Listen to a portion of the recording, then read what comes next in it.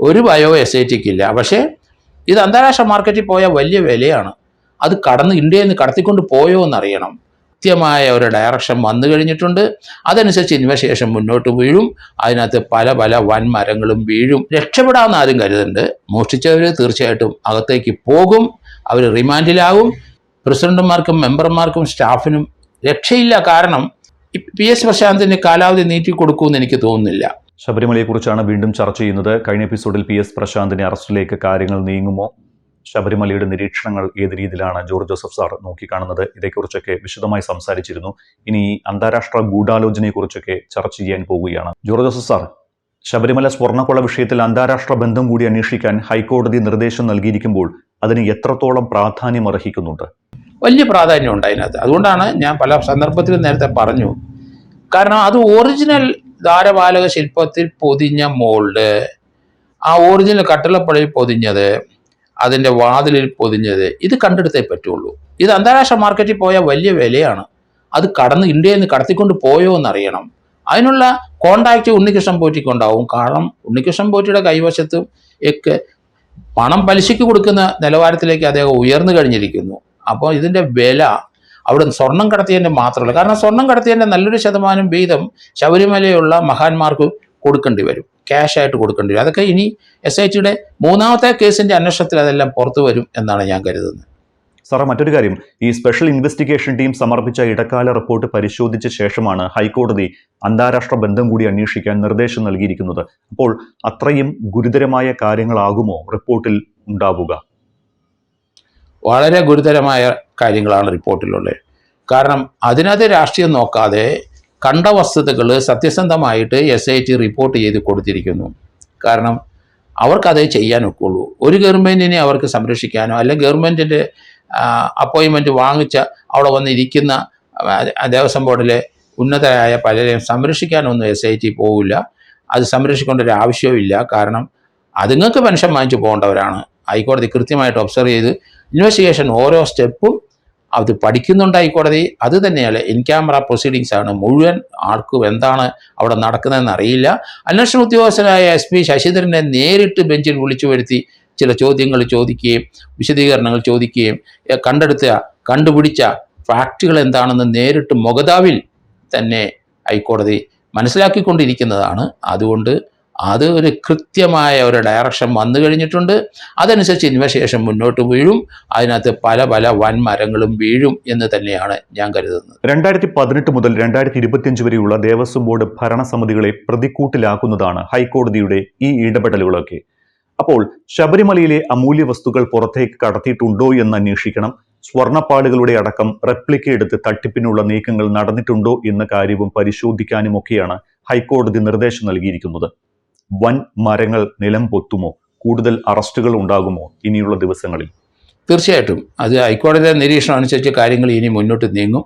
അല്പസ്വല്പ താമസങ്ങളുണ്ടാവും. കാരണം ആ നിരീക്ഷിക്കുന്ന കാര്യങ്ങൾക്ക് അടിസ്ഥാനപരമായ തെളിവുകൾ കണ്ടെത്തിയിട്ട് മാത്രമാണ് SIT ഓരോരുത്തരെ അറസ്റ്റ് ചെയ്യുന്നത്. ഇതുവരെ 3 പേരെ അറസ്റ്റ് ചെയ്തിട്ടുണ്ട്. ആ അറസ്റ്റ് അത് മുന്നോട്ട് പോകും. അത് 2019 മുതൽ 2025 വരെ ഹൈക്കോടതിയുടെ ഹൈക്കോടതി നിർദ്ദേശം അനുസരിച്ച് അന്വേഷണം മുന്നോട്ട് കൊണ്ടുപോകണം എന്ന് പറഞ്ഞ സ്ഥിതിക്ക് അതിനിടയ്ക്ക് ഉണ്ടായിരുന്ന എത്ര ദേവസ്വം ബോർഡ് പ്രസിഡന്റുമാരുണ്ട്, എത്ര ദേവസ്വം ബോർഡ് മെമ്പേഴ്സുണ്ട്, ആ സമയത്തിരുന്ന സ്റ്റാഫ് ആര്, ഇതിന് കൂട്ടുനിന്ന സ്റ്റാഫുകൾ ആര്, പലരും അതിൽ റിട്ടയർ ചെയ്ത് പോയെങ്കിലും അവരെ അറസ്റ്റിലോട്ട് അവരെ കൊണ്ടുവരേണ്ടി വരും. അതുകൊണ്ട് ഇതിൽ നിന്ന് രക്ഷപ്പെടാമെന്ന് ആരും കരുതുന്നുണ്ട്. മോഷ്ടിച്ചവർ തീർച്ചയായിട്ടും അകത്തേക്ക് പോകും, അവർ റിമാൻഡിലാകും. ശിക്ഷ ഉറപ്പാണ് എന്നാണ് ഞാൻ കരുതുന്നത്. സാർ, ഈ ശബരിമല സ്വർണ്ണക്കൊള്ളയുടെ തുടക്കം ശ്രീകോവിലിന്റെ വാതിലിൽ സ്വർണം പൂശിയതിൽ നിന്നാണ് എന്ന് ഹൈക്കോടതി SITയോട് വ്യക്തമാക്കിയിട്ടുണ്ട്. വാതിൽ, കട്ടിളപ്പാളി, ദ്വാരപാലക ശില്പങ്ങൾ എന്നിവയുമായി ബന്ധപ്പെട്ട ജോലികൾ ദേവസ്വം ബോർഡിന്റെ മരാമത്ത് വകുപ്പ് ചെയ്യേണ്ടതിന് പകരം ഉണ്ണികൃഷ്ണൻ പോറ്റിയെ ഒരു പരമാധികാരിയാക്കി മാറ്റി കാര്യങ്ങൾ ഏൽപ്പിക്കുകയായിരുന്നു. ഉണ്ണികൃഷ്ണൻ പോറ്റിക്ക് സന്നിധാനത്ത് ഇത്രയും വലിയ ഒരാളായി മാറാൻ സഹായിച്ച അദ്ദേഹത്തെ അവിടെ അവതരിപ്പിച്ച യഥാർത്ഥ മൂർത്തി അഥവാ സ്പോൺസർ ആരാണ് എന്ന് കണ്ടെത്താനും കോടതി നിർദ്ദേശിച്ചിരിക്കുകയാണ്. അപ്പോൾ ആരായിരിക്കും പോറ്റിക്ക് പിന്നിലെ വമ്പൻ സ്രാവുകൾ? അത് ഇനിയും അതിന് വ്യക്തത വരണം. ഇപ്പം ഇതുവരെ നമ്മൾ കണ്ടിരിക്കുന്നതിൽ ഇതിൻ്റെ പിന്നിൽ, കാരണം ശബരിമലയുടെ തുടക്കം മുതൽ അവിടെ 2 പ്രാവശ്യം കമ്മീഷണറാകുകയും പിന്നെ ദേവസ്വം ബോർഡ് പ്രസിഡന്റ് ആകുകയും ചെയ്ത വാസുകൊണ്ട് വാസുവിൻ്റെ മുകളിൽ ഒരാളുണ്ടോ ഇല്ലയോ എന്നറിയത്തില്ല. ഇങ്ങനെ വെട്ടിച്ച് പണം സ്വരൂപിക്കാം എന്ന് ഉള്ള ബുദ്ധി അത് ആരുടെ തലേന്ന് വന്നു എന്ന് കാണണം. ആ ബുദ്ധി ഉപയോഗിച്ചിട്ട് പണം അടിച്ചു മാറ്റാനായിട്ട് ദേവസ്വം ബോർഡ് പ്രസിഡന്റുമാരും മെമ്പർമാരും സ്റ്റാഫുകളും മുന്നോട്ട് ഇറങ്ങി വന്നതുകൊണ്ടാണ് ഇപ്പോൾ അങ്ങനെ സ്ഥിരമായി അടിച്ചുകൊണ്ടിരിക്കുന്ന ആ സ്വർണത്തിൻ്റെ വിവരങ്ങളെ പറ്റിയൊക്കെ ഹൈക്കോടതി ഇപ്പം ചോദിക്കാൻ തുടങ്ങിയതിൽ നിന്നും കൃത്യമായി നമുക്ക് മോട്ടീവ് അനുസരിച്ച് ആരാണ് ഇതിൻ്റെ ബ്രെയിൻ, മുരാരി ബാബു ആണോ അതോ വാസു ആണോ, അതൊക്കെ മേലെ ആരെങ്കിലും ഉണ്ടോ? ഇത് അടിച്ചു മാറ്റുന്നത് കൊണ്ട് ഒരു പാപവും ഇല്ല, ഒരു കുഴപ്പവും ഇല്ല. കാരണം ഈശ്വരവിശ്വാസികൾ ആരും അല്ല അടിച്ചു മാറ്റിയിരിക്കുന്നത്. കാരണം അവർ ഈ ഒരു പോസ്റ്റിംഗ് കിട്ടാനുള്ള ആൾക്കാർക്ക് തീർച്ചയായിട്ടും ഈശ്വരവിശ്വാസം ഇല്ല. ദേവസ്വം ബോർഡ് പ്രസിഡന്റുമാർക്ക് അത് നിർബന്ധമില്ല. പക്ഷെ ഒരു ഈശ്വരവിശ്വാസമുള്ള ഒരു ദേവസ്വം ബോർഡ് പ്രസിഡന്റിന് അവിടെ വന്നിരുന്നാൽ കുറേയൊക്കെ അവർ ഈശ്വരവിശ്വാസിയായതുകൊണ്ട് അവർക്ക് തിരിച്ചടി ഉണ്ടാവുമെന്ന് കരുതി അതിൽ നിന്ന് പിന്മാറും, അല്ലെ മറ്റുള്ളവരെ പിന്തിരിപ്പിക്കും എന്നാണ് ഞാൻ കരുതുന്നത്. അയ്യപ്പന് മുതൽ സംരക്ഷിക്കുക എന്ന പരമപ്രധാനമായ ബാധ്യത ദേവസ്വം ബോർഡ് ചെയ്തിട്ടില്ല എന്ന് കോടതി നിരീക്ഷിച്ചിട്ടുണ്ട്. അപ്പോൾ ദേവസ്വം ഉദ്യോഗസ്ഥർ എന്തെടുക്കുകയായിരുന്നു ഇതുവരെ ശബരിമലയിൽ? അതാണ് ഞാൻ ഈ തുടക്കം മുതൽ ദേവസ്വം ബോർഡിലെ പ്രസിഡന്റുമാർക്കും മെമ്പർമാർക്കും സ്റ്റാഫിനും രക്ഷയില്ല. കാരണം ഒരു തരത്തിൽ അവരിനകത്ത് ഒരു മോചനം ഉണ്ടാവില്ല, ശിക്ഷ തന്നെ വരും. കാരണം അവരുടെ ഉത്തരവാദിത്വം എന്താണ്? അയ്യപ്പൻ്റെ അവിടുത്തെ സ്വത്തുക്കൾ സംരക്ഷിക്കുക. അയ്യപ്പനെ പൊതിഞ്ഞിരിക്കുന്ന സ്വർണം വരെ അടിച്ചു മാറ്റാൻ ഇവരുടെ മനസ്സിൽ കൂടെ വന്നു കഴിഞ്ഞാൽ ദൈവവിശ്വാസമുള്ള ഈശ്വരവിശ്വാസമുള്ള അത് മഹാപാപമാണെന്ന് അവർ നിശ്ചയിക്കും. ഇവർക്ക് അതൊരു പാപമല്ല, വിശദീകരണമൊക്കെ പലതും ഉണ്ടാവും അവർക്ക്.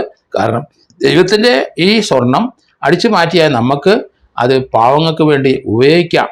പക്ഷേ ഇത് അങ്ങനെ ഒരു കാര്യത്തിന് വേണ്ടിയിട്ടൊന്നും അല്ലല്ലോ അവരുടെ സ്വന്തം പള്ള വീർപ്പിക്കാൻ വേണ്ടി തന്നെയല്ലേ ഈ അയ്യപ്പൻ്റെ അവിടുന്ന് സ്വർണം അടിച്ചു മാറ്റിയത്. അതുകൊണ്ട് അവർക്കൊന്നും രാഷ്ട്രീയ സ്വാധീനമോ ഗവൺമെൻറ്റിൽ എത്ര സ്വാധീനം ഉണ്ടെങ്കിലും ശരി, കോടതിയുടെ മുമ്പിൽ കോടതി ട്രയൽ നടക്കുന്നിടത്തൊന്നും അതൊന്നും വിലപ്പോവില്ല എന്ന് ഇനിയെങ്കിലും മനസ്സിലാക്കിക്കോളൂ.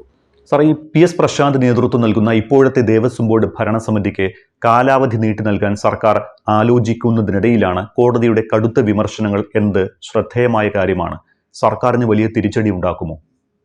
ഇല്ല, സർക്കാർ അത് PS പ്രശാന്തിന് കാലാവധി നീട്ടിക്കൊടുക്കുമെന്ന് എനിക്ക് തോന്നുന്നില്ല. കാലാവധി നീട്ടിക്കൊടുത്താൽ സർക്കാരിൻ്റെ ഇൻവോൾവ്മെൻ്റ് അതിൻ്റെ അകത്ത് വരും. അങ്ങനെ നമുക്കത് വിവക്ഷിക്കാൻ പറ്റുള്ളൂ. കാലാവധി നീട്ടിക്കൊടുക്കുന്നുണ്ടെങ്കിൽ സർക്കാരിൻ്റെ അറിവുണ്ടെന്നല്ലേ വരുന്നത്. അങ്ങനെ ഉണ്ടെങ്കിൽ സർക്കാരിലേക്കും അന്വേഷണം നീളും. അതിനൊന്നും സർക്കാർ തയ്യാറാവുമെന്ന് എനിക്ക് തോന്നുന്നില്ല. രാഷ്ട്രീയ സ്വാധീനം എത്രയുണ്ടെങ്കിലും ശരി, വാസുവിൻ്റെ ആയാലും ശരി, ആരുടെ സ്വാധീനമായാലും ശരി, സർക്കാർ വെട്ടിലായി കിടക്കുകയാണ് ഈ കാര്യത്തിൽ. അവർ നിയോഗിച്ച ആൾക്കാരാണ് അവിടുന്ന് സ്വർണം മോഷ്ടിച്ചത്. അതുകൊണ്ട് അവരെ സംരക്ഷിക്കാനുള്ളൊരു നീക്കം സർക്കാർ ഭാഗത്തുണ്ടാവുമെന്ന് ഞാൻ കരുതുന്നില്ല. സർ, ഒരു കാര്യം കൂടി, ശബരിമല സ്വർണ്ണക്കൊള്ളയിൽ ഉൾപ്പെട്ട വമ്പൻ സ്രാവുകളെ തൊടാൻ SIT ഭയക്കുന്നുണ്ടോ? ഒരു ഭയവും SITക്ക് ഇല്ല. പക്ഷേ SITയുടെ ഓരോ മുന്നോട്ടുള്ള പോക്ക് ഓരോന്നിനും അടിസ്ഥാനപരമായ ഓറൽ എവിഡൻസ്, അടിസ്ഥാനപരമായിട്ടുള്ള മകസറുകൾ, അടിസ്ഥാനപരമായിട്ടുള്ള റിക്കവറികൾ, അടിസ്ഥാനപരമായിട്ട് ആ കേസിൻ്റെ ഷേപ്പ് ചെയ്ത് മുന്നോട്ട് പോകുമ്പം കുറച്ച് സ്ലോ ആവും. പല അറസ്റ്റുകളും സ്ലോ നടക്കും. ശക്തരായ ചില ആൾക്കാരൊക്കെ ആണല്ലോ ദേവസ്വം ബോർഡ് പ്രസിഡൻ്റായി ഇരിക്കുന്നത്. കാരണം വാസു ഒരു കുളനട പഞ്ചായത്ത് പ്രസിഡൻ്റായ രാഷ്ട്രീയ ജീവിതം തുടങ്ങി ക്രമേണ അദ്ദേഹം അഡ്വക്കറ്റുമാണ്. ക്രമേണ അദ്ദേഹം വലിയ ഇമേജ് സൃഷ്ടിച്ചിട്ടാണ് ഇവിടെ വന്നിരിക്കുന്നത്. ആ ഇമേജിലൊന്നും കാര്യമില്ല, അതൊക്കെ കൈവിട്ടു പോയി. ഇദ്ദേഹത്തിൻ്റെ ഇൻവോൾവ്മെൻറ്റ് ഈ മോഷണത്തിൽ ഉണ്ട് എന്ന് അതിലപ്പുറത്തോട്ട് അദ്ദേഹം നിരപരാധിയാണെന്ന് ആർക്കും പറയാനോ കോടതിക്ക് പറയാനോ കഴിയില്ല എന്ന് തന്നെയാണ് ഞാനും കരുതുന്നത്.